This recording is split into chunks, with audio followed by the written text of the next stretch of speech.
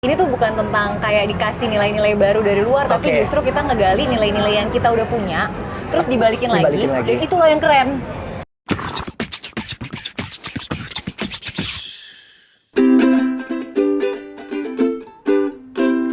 Mencoba minimalis. Powered by MLab. Temins, gue sekarang lagi bareng sama Mbak Gita Syahrani ya, Head of Executive Board Koalisi Ekonomi Membumi. Halo Mbak, apa kabar? Halo, baik. Halo. Biasanya sama Puri ya kan, sekarang gue culik dulu sebentar nih kebutnya MM. Teman-temannya Puri. Yes. Mbak, kan dirimu kan lagi mau ngisi salah satu sesi juga nih ya di Bestari Festival. Gue mau pertanyaan colongan duluan, nggak apa-apa ya? Boleh. Menurut dirimu pribadi nih, Yes. sebetulnya hal apa sih yang paling gawat yang lagi kejadian di planet kita ini yang orang banyak nggak sadar? Oke. Sebenarnya kalau menurut aku, kalau dari sisi planet, mungkin, nggak pengen jawab scientific, tapi oke. Jadi kalau sekarang ada yang namanya planetary health check. Jadi tau nggak sih? Jadi sekarang tuh bukan kita doang yang med check, tapi planet tuh tiap tahun itu ada med checknya. Nah itu emang reportnya aja namanya adalah planetary health check. Jadi bisa dilihat nih 2024 kemarin baru gitu, formal ya kan? launch banget dan ternyata jadi ada 9 indikator kesehatan planet gitu ya. Dari mulai kayak air lautnya gimana, terus abis gitu climate-nya gimana dan lain-lain. 9 tuh kan yang dicek itu ada 9. Terus kalau misalnya udah gawat, merah gitu kan. Kalau masih oke berarti masih hijau. Masih hijau gitu. Sekarang pertanyaannya dari 9, coba tebak berapa? Kita udah kayak ambang merah. Coba tebak ada berapa? 5 atau 4 mungkin? 6 menuju 7. Ini tuh kayak ketawa tapi sedih, tapi ya itu. Jadi sebenarnya udah lumayan gawat. Dan artinya tuh kalau udah merah berarti emang fungsinya nggak akan pernah bisa balik lagi. Nggak bisa di rewind, nggak bisa di karena sudah tidak bisa functioning as usual. Sampai kemarin keluar artikel, dan ini juga aku ngeri. Kan pohon-pohon ini kan sebetulnya dibilang masih nyerap karbon nih ya. Itu paling jago deh gitu kan untuk menyerap karbon. Tiba-tiba kemarin keluar penelitian, pohon sudah tidak seefektif sebelumnya untuk menyerap karbon. Jadi emang daya serapnya udah nggak seefektif sebelumnya. Tidak seefektif itu. Jadi sebenarnya kalau yang paling gawat yang saat ini ada bukan si planetary health check-nya crisis, tapi bahwa kita nggak sadar itu sedang terjadi. Kayaknya itu deh yang lebih aku suka deg-degan gitu, kayak ini ntar dulu, ini gimana sih? Harusnya orang lebih tahu atau jangan-jangan malah jangan tahu supaya nggak panik. Jadi kayak gimana gitu, agak dilematis sih Kak. Tapi sekarang udah dibocorin, kan kamu langsung tegang kan? Langsung menghela nafas nih. Kayak tenggok langsung ya kan, bingung kan?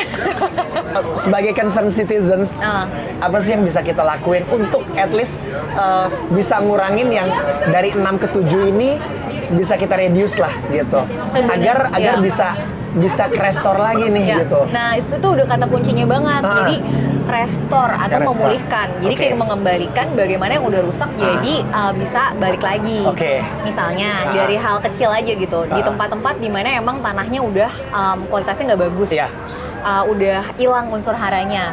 Itu bisa banget dibalikin lagi dengan cara kita nanam yang tidak pakai chemical, nggak pakai pestisida berlebihan. Mungkin nggak monokultur, nggak cuma satu jenis, tapi tumpang sari kayak zaman dulu moyang kita gitu ya. Dibalikin lagi supaya unsur haranya tanahnya sehat lagi gitu. Itu bisa banget. Wah, kita mah bijaksana banget dari Indonesia. Jadi mungkin itu kali ya kalau aku suka bilang, ini tuh bukan tentang kayak dikasih nilai-nilai baru dari luar, tapi justru kita ngegali nilai-nilai yang kita udah punya, terus dibalikin lagi. Dan itulah yang keren.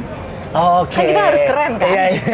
Keren itu ya justru balik ke nilai-nilai dasar yang dulu udah bijaksana banget sebenarnya kita semua ini sebagai bangsa. Sayangnya memang karena tertimbun ya oleh lapisan postingan sosial media, oleh banyak isu yang lain gitu ya kan. Jadi kitanya juga jadi ke-skip gitu ya. Skip aja gitu sih. Gue masih pengen nanya banyak, tapi kayaknya satu pertanyaan itu udah brutal banget ya temen ya. Jadi kayaknya salah deh kayaknya jawabnya. Jadi sekarang gue mau ngajak Mbak Gita main nih ya. Jadi di sini ada conversation cards ya dari tentang kita sama DBS ya. Dirimu bisa ambil 2, dia boleh ambil satu-satu dulu, nanti habis itu dirimu bacain. Siap. Can pick one? Yes. 2 atau 1? Satu-satu dulu juga nggak apa-apa. Siap. Adakah hal yang membuatmu bersemangat untuk bangun setiap hari? Banyak banget sebenarnya kalau tetap semangat gitu. Karena menurut aku setiap hari itu sekarang adalah bonus gitu kan. Maksudnya kayak Jatuhnya tadi udah bonus ya? Udah bonus maksudnya. Oke. Ya maksudnya kalau kita mikir, oh ini udah gimana-gimana gitu, terus setiap hari adalah saat yang tepat untuk ya udah kalau gitu nggak ada ide yang terlalu gila, semuanya bisa dicobain. Geber aja di hari Bener, itu ya. yang penting diusahain aja gitu kan. Mau berhasil, mau gagal nggak apa-apa. Yang penting kita cobain dulu karena belum tentu ada besok, belum tentu ada besoknya lagi gitu kan. Jadi semangatnya tuh adalah jadinya bisa nemuin hal-hal yang tadinya kita mungkin takut-takut nyoba gitu ya. Kayak kemarin tiba-tiba kepikiran ini tuh harusnya kan deflasi. Aduh ini ngomongnya sesuatu. Tapi maksudnya kita deflasi segala macam kan. Kita banyak PHK segala macam. Terus katanya ya ini emang harus lebih banyak yang padat karya gitu. Berarti sektor apa yang paling padat karya gitu? Pertanian gitu. Jadi tiba-tiba kepikiran gimana caranya ya kita bikin ada 10,5 juta orang yang tiba-tiba tertarik lagi nih masuk ke rantai nilai pertanian gitu. Oh jangan-jangan kita mulai aja dari nyobain bikin campaign tentang makanan gitu. Terus ya udah dicobain aja. Terus tiba-tiba bikin pameran gede lah, apalah, simply karena ya udah akhirnya jadinya nggak terlalu takut untuk nyoba ide karena ya udah kapan lagi gitu sih.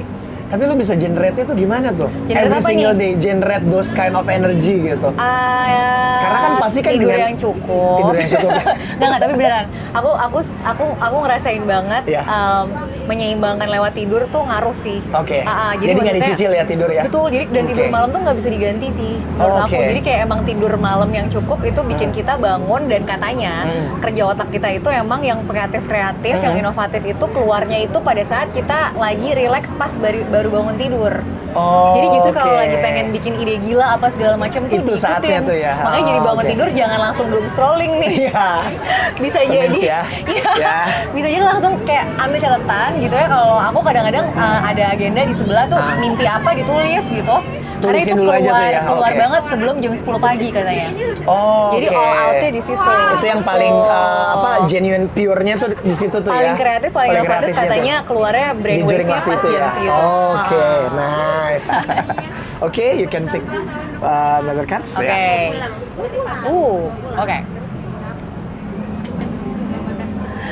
Adakah hal yang sangat ingin kamu coba namun belum kamu lakukan? Mengapa?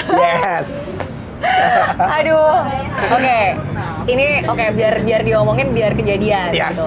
Aku pengen nulis buku. Dan itu dari dulu banget, dari zaman SMP kali ya. Pengen nulis buku, berubah-berubah idenya. Fiksi atau non-fiksi?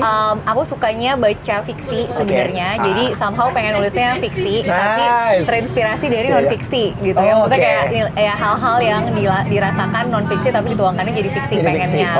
Dan pengennya tentang gotong royong, pengennya.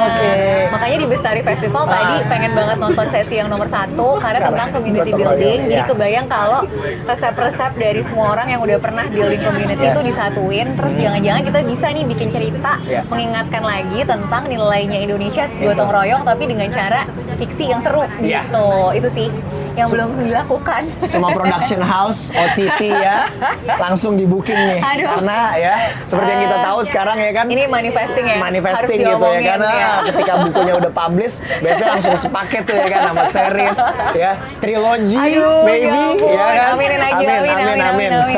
Nah, pertanyaan terakhir nih Mbak Gita. Siap. Mengurangi yang nggak perlu versi dirimu itu apa? Mengurangi yang nggak perlu, mungkin kalau yang aku lakukan rutin gitu ya, itu ngurangin belanja yang aku suka sebenarnya. Karena ngurangin belanja yang kamu suka. Karena aku paling suka baju, maksudnya baju, aksesoris, suka banget fashion dan gitu kayak wow lucu gitu kan. Jadi mengurangi yang nggak perlu. Aku punya rule yang ngikutin umur aku. Jadi misalnya bertambahnya umur, misalnya 38 tahun, berarti 38 minggu nggak boleh beli apa-apa gitu. Jadi itu sebenarnya caranya. Set up your own rules gitu ya. Jadi kan hopefully nanti lama-lama nggak beli sama sekali. Cuma kadang-kadang suka nggak mungkin ya. Jadi aku sekarang ada kondisi pemaaf. Jadi belinya harus thrifting. Harus Jadi thrifting, oke. pre-love. Kalau enggak beli brand yang emang aku percaya banget dan aku yakin bisa dipakai sampai lebih dari 10 tahun. Oke, Gitu. ya. Kayak ini, Ya. pemenang Buat DBS temen- Foundation juga. Karena biasanya juga habis yang nonton atau ngeliat klip ini juga biasanya pasti ada yang nanya tuh, Pak, belinya di mana? Kok lucu bajunya kayak gitu-gitu. Jadi ini thrifting, mm-mm. thrifting ini sukacita, sepatu juga pre-love. Nice. Ini juga recycling. Recycle juga wah. Ini ya, ada kenang-kenangan Yeay. dari mencoba minimalis. Oke, Ngurangi yang nggak ngeri ya. perlu, berani coba hal baru. Bener, Dan ini bener. juga inline banget sama yang dirimu ceritakan Betul, tadi betul, juga betul. ya. Semoga, Kita semoga. ngurangin yang nggak perlu dan selalu berani untuk coba hal baru. Amin. Thank you so much Mbak Gita. Thank you, Kak. Sehat selalu, sukses selalu. Thank you.